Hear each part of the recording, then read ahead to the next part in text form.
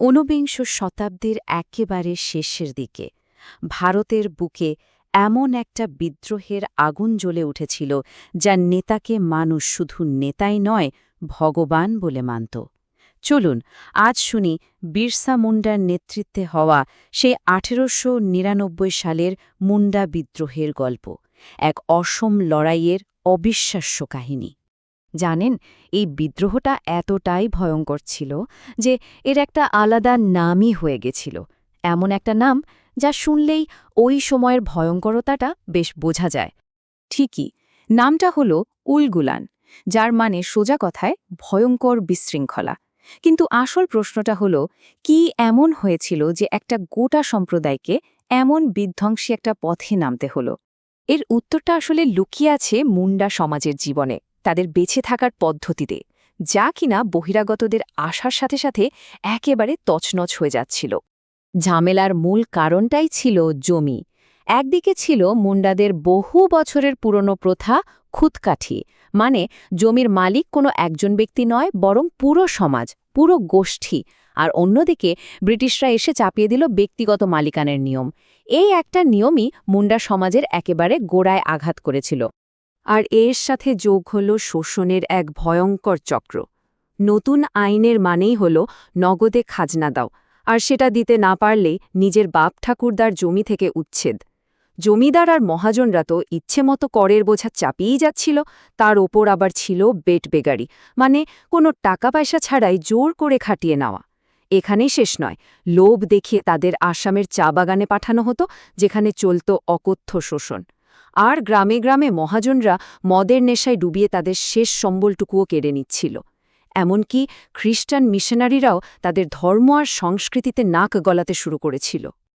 ব্যাপারটা এমন নয় যে মুন্ডারা শুরুতেই অস্ত্র হাতে তুলে নিয়েছিল, না, তারা বারবার সরকারের কাছে আবেদন জানিয়েছে, আর্জি জানিয়েছে, কিন্তু প্রতিবারই তাদের কথা কেউ শোনেনি।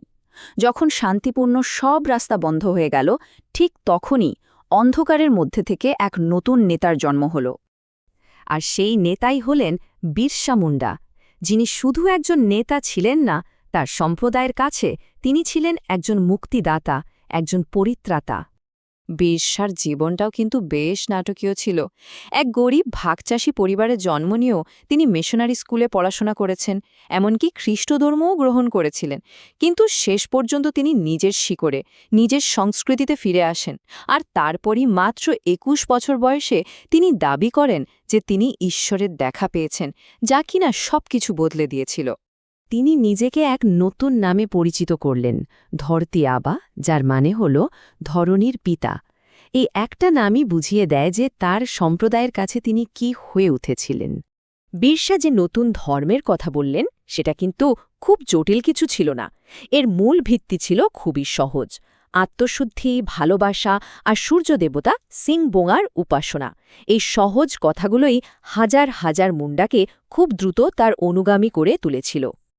কিন্তু এই ধর্মপ্রচারের আড়ালে তার আসল লক্ষ্যটা ছিল একদম পরিষ্কার, আর সেটা হলো এই বিদেশি শাসনকে হটিয়ে দিয়ে একটা স্বাধীন মুন্ডা রাজ প্রতিষ্ঠা করা।